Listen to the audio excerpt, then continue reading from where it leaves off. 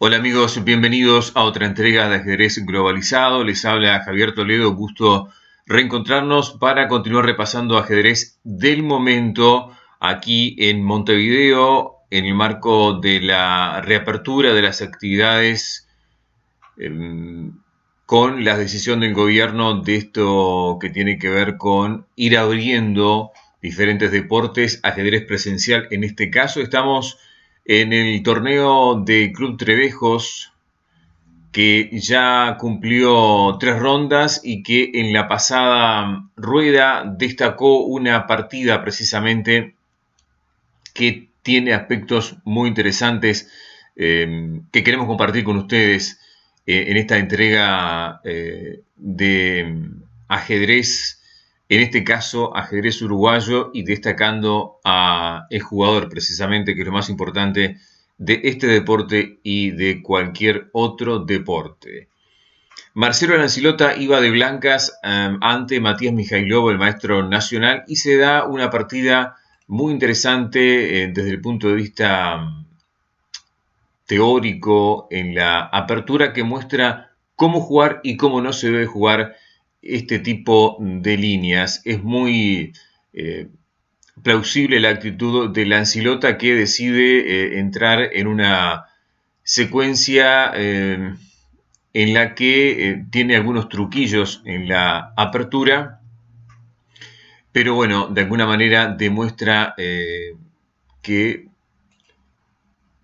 es una forma de jugar, obviamente con la intención de llevarse el punto, de ir a la lucha, ante un jugador como Mijailov, preparado técnicamente, preparado teóricamente, y jugando una de sus variantes preferidas, que es la defensa siciliana, concretamente la variante dragón. Lancilota responde con alfil e3, que es la jugada principal, que puede derivar obviamente en distintas variantes. Con este tipo de secuencias hay más de 35.000 partidas en la base de datos. Otras opciones es, bueno, por ejemplo, la preferida de Karpov, como lo hemos dicho en más de una ocasión en estos videos, que es alfil e2. Aquí, bueno, obviamente el negro jugaría alfil g7 y con el plan de enroque corto con un posterior f4, por ejemplo. La idea de Fischer, alfil c4, más que la idea de Fischer, la jugada preferida del gran Bobby Fischer. Y después tenemos f4, que también hemos visto partidas aquí de ajedrez uruguayo, precisamente la que utilizaba el minuano Daniel Diano. Pero en este caso Lancilota va por lo más habitual y conocido, ya conociendo su estilo, seguramente ya pensando en desarrollar para enrocarse largo, que precisamente aquí queda de manifiesto que habrá un plan o dos planes definidos en este caso, enroques en flancos supuestos, y habrá que ver quién llega primero de alguna manera contra el monarca rival. Vino caballo C6 del negro, el enroque largo que les decía, y D5. Bueno, esto es una línea principal y teórica de la dragón, precisamente. Con este D5 ya hay unas 7.000 partidas en mi base de datos. Hay muchas incluso de alto nivel, incluso en la elite. El blanco decide aquí caballo por C6, que digamos es apartarse de la línea principal y la más utilizada según la teoría, que es cambiar primero el peón de D5 precisamente. Lancilota elige un camino secundario que, de todas maneras, vale la pena marcar, hay unas 1.200 partidas en la base, y que incluso esta opción de juego ha sido practicada, vean ustedes, por Nakamura, por Jones, el gran maestro inglés, y también por el propio Ivanchuk, entre otros de la elite. Como les decía, la principal aquí es E por D5. a lo que el negro habitualmente responde caballo D5. Ahora sí, el blanco cambia, pero con la idea de jugar alfil D4 para eliminar el alfil de negras. El negro debe cambiar obligatoriamente, dama D4, y aquí, por ejemplo, les muestro una secuencia breve con igualdad y cómo desarrollar tanto con blancas como con negras en esta línea de la dragón. Esto sucedió en Adams Nakamura en un torneo clásico en Londres en 2017. Nakamura tiene varias partidas con esta dragón, por ejemplo. Si alguno quiere buscar en la base de datos, va a encontrar por allí al gran maestro que defiende a Estados Unidos. Bueno, sigamos con la partida. Caballo por C6, les decía, la opción de Lancilota, B por C6 y E por D5, caballo por D5, captura el blanco, el negro retoma, dama por D5, vean ustedes, ya aquí tenemos una posición en la que el blanco tiene obviamente el peón de más, pero estamos en algo de que es de doble filo, y más aún cuando Mijailov responde dama C7. Les decía, el conocimiento teórico de Mijailov de esta línea seguramente no le insumió demasiado tiempo. Estamos en partidas de 30 minutos más 30 segundos de incremento por movida. Y el dama C7 es muy fino, obviamente. Esto ya se ha jugado, lo jugó el inglés Jones, el gran maestro de ese país, ante el gran maestro italiano Boccaturo en Hastings 2013. Esta línea que, interpreto, Mijailov conoce a la perfección, y es una partida en la que también ganó el negro. Pero Boccaturo aquí no respondió igual que Lancilota y terminó perdiendo de todas maneras. Lancilota jugó dama por A8, pero Boccaturo prefirió dama C5, a lo que el negro, bueno, juega dama B7, C3 respondió el gran maestro italiano, alfil F5, el desarrollo exacto, dama A3, porque bueno, ahora el negro tiene un plan claro que es una incesante presión con las piezas pesadas, precisamente con las torres, la dama, los alfiles, contra el enroque blanco. Es decir, en este caso, por ejemplo, aquí hay una leve ventaja de las blancas según el módulo, pero la presión negra es muy importante en el flanco. Vean ustedes esta presión en la columna C, vean ustedes esta torre en la columna B, el alfil que va a llegar. Es decir, parece mucho más fácil jugar con negras que con blancas, y de alguna manera quizás el módulo aquí interprete que, bueno, que esa leve ventaja blanca se da por estos peones doblados, que en algún momento se van a desdoblar, porque este va a avanzar a E4 y, como les decía, todas las piezas negras apuntan hacia el rey blanco. En este caso, bueno, ganó el gran maestro inglés precisamente en una elegante partida. Si bien es cierto que dama A8, bueno, es de hecho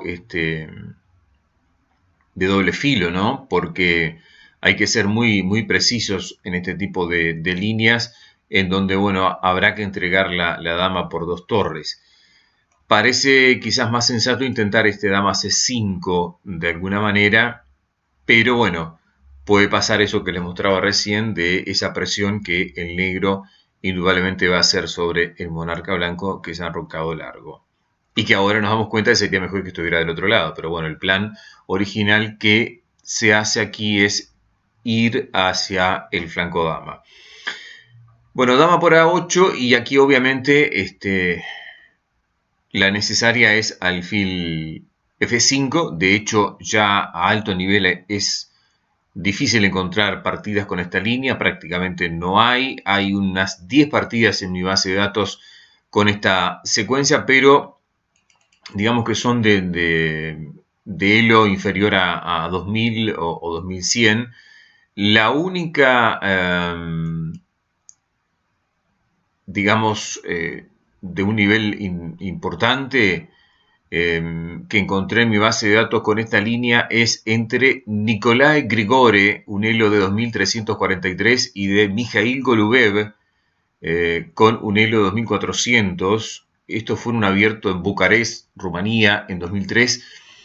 Y aquí se siguió esta misma secuencia, que van a repetir Lancelot y Mijailov, pero que les cuento primero antes cómo prosiguió. Fue tablas esta partida del año 2003 con esta línea, porque en realidad es una igualdad que depende de la precisión con que jueguen ambos jugadores para que se mantenga esa igualdad.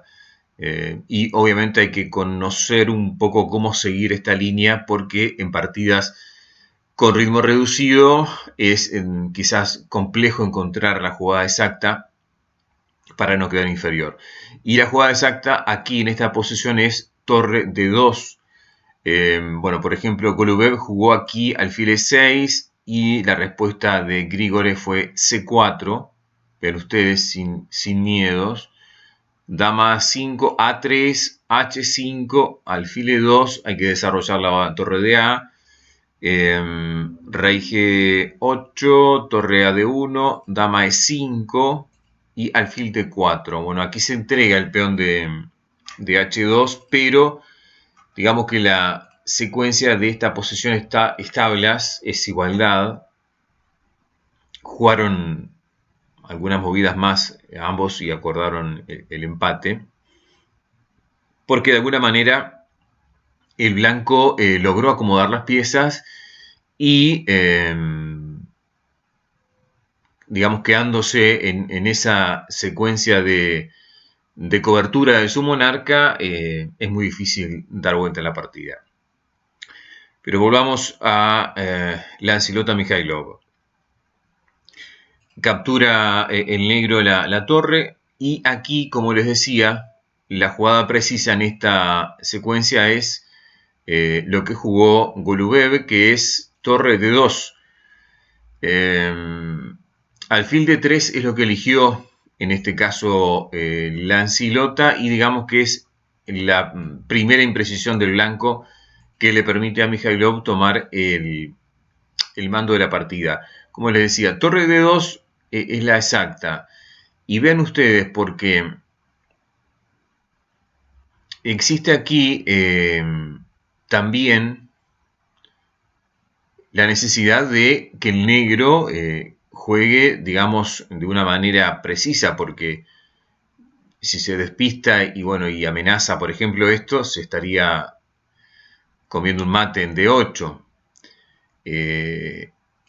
Por eso la necesidad de jugar dama a B8 defendiendo la entrada de la torre blanca, pero también amenazando ingresar con jaque y con una molestia considerable. Bueno, aquí el blanco, por ejemplo, debería jugar B3 y también aquí hay un desarrollo de E6 para darle un aire al rey y de alguna manera invitando al blanco a jugar G4, porque bueno, sería un error. Vendría ahora sí dama E5 y la posición blanca caería. En caso de otro desarrollo que parece lógico es alfil C4 y a dama E5, por ejemplo, alfil D4. Aquí estaríamos en una igualdad. Pero digamos que el alfil D3 en este momento sí no es correcto, porque bueno, impide que esta torre pueda llegar acá, porque ahora sí el negro juega dama E5 sin ningún miedo, porque entraría con jaque. Y después habría otro jaque con el alfil de G7 en C3 y ya la amenaza de mate no estaría, porque en caso de alfil por F5 después tendríamos G por F5. Ya digamos que aquí la posición del blanco entra a complicarse, porque más allá de lo que les decía de esta amenaza, está esta otra, que obviamente es más fuerte porque gana pieza. Entonces la complicación ya es extra y obliga de alguna manera a Lancelota a hacer una jugada que no es, digamos, el camino adecuado, porque le va a permitir al negro eliminar estos peones que digamos que son su base principal para el blanco y su posibilidad de algún tipo de victoria, o en este caso de cobertura de lo que es el rey, de proteger al rey blanco. Bueno, vino el alfil por A7, huyendo del ataque de la dama. Quizás se podría haber intentado rey a D2, es de feo aspecto, pero bueno, digamos que se podría haber ido a este tipo de líneas, porque en caso, bueno, de dama por A2, alfil E3, y de alguna manera se puede decir que se estaría resistiendo, porque bueno, nos queda un peoncito acá y las torres en algún momento tienen que venir al centro o doblarse. Quizás ahí se pueda armar algún esquema de resistencia. Bueno, alfil A7, dama B2, ya aquí comienza el negro a tener una ventaja importante. Mijailov quizás o sea, sigue con ventaja, ¿no? Juega dama por A2. Quizás era más exacta alfil por D3, porque, bueno, en caso de rey por F5, por ejemplo, y esto le da una preponderancia aún mayor al negro en este final, en esta posición, que digamos que es con una ventaja aún superior a la que se da en la partida, porque vean ustedes que el blanco quedaría con las torres aún sin desarrollar y un rey muy, muy endeble, muy debilitado, sin protección. Bueno, dama por A2 tampoco es mala, porque de hecho sigue con ventaja. Rey E2, y vean ustedes que Lancelota es un jugador muy, para quienes lo conocen, es muy, muy pícaro, con una velocidad táctica deslumbrante, porque de alguna manera, bueno, aquí está jugando, seguramente ya están a premios de tiempo, quizás, por ese lapso de partida de 30 minutos más 30 segundos, porque bueno, si el negro se despistase aquí y bueno, jugase por ejemplo dama por A7, habría un mate en D8, que obviamente Mijailov no entró y que seguramente se dio cuenta. Alfil D3 era jugada del negro, y bueno, ya aquí la ventaja es muy importante, y de hecho es más fácil jugar con alfil y dama contra estas torres que están aún eh, sin la ubicación correcta, sobre todo la de A1, y con una descoordinación del alfil en A7 y un rey que no tiene seguridad. Es decir, todos estos elementos hacen que el negro aquí tenga ventaja. Rey F2, alfil E5. Volvemos de nuevo a una más precisa, que sería alfil C3, por ejemplo, tratando y cambiando una pieza más. Y en esta posición también la ventaja es del negro, y quizás ganaría de forma más rápida. Bueno, alfil E5, H4 es otra imprecisión. Resistía más quizás G3 aquí, con la idea, bueno, de si, por ejemplo, alfil C3, torre 2, y A5, alfil E3, y podríamos armar ahí algún esquema de protección del rey blanco con las piezas que le van quedando al blanco precisamente, las torres y el alfil. Bueno, a H4 vino H5, alfil E3, digamos que el negro aquí fijó la debilidad de H4, rey G7, y otra imprecisión, aunque parece natural doblarse de torres, pero bueno, en este caso está cayendo H4, quizás todavía se podía y se estaba a tiempo de un G3, por ejemplo, porque bueno, en el caso de dama C7, bueno, se puede jugar F4, y bueno, y ahora sí, aunque también es preferible jugar con negras que con blancas en esta posición. a torre de H a D1, bueno, Mijailov captura en H4, rey F1 y ven ustedes que con alfil G3 la posición ya del blanco se torna desesperada y vino un torre D7 intentando molestar al monarca negro, pero quizás este es el error decisivo de la partida. Había que intentar quizás rey E2, porque bueno, en caso de jaque en C4 se podría tapar con la torre, F6 por ejemplo, para E5, y bueno, y aquí habría que molestar a la dama de alguna manera, tratar de ir jugando con esas torres y molestando precisamente a la pieza más importante del negro, pero bueno, a largo plazo sería muy complejo para las negras, para las blancas sostener esta posición. De todas maneras, este torre de 7 le permite al negro jugar alfil de 6, ya cortando la comunicación de las torres blancas y de alguna manera quedando con una ventaja, bueno, superior, porque aquí ya, como les decía, eh, aquí también hay otro chiste táctico, que es si hay un despiste del negro con cualquier jugada, bueno, se capturaría en D6 porque está el peón D7 clavado. Por eso Mijailov opta por rey F8 para salir de la segunda fila, de la segunda línea. Vino jaque, rey F7, la torre vuelve con la misma amenaza, pero ahora tiene un tiempo extra amenazando la torre.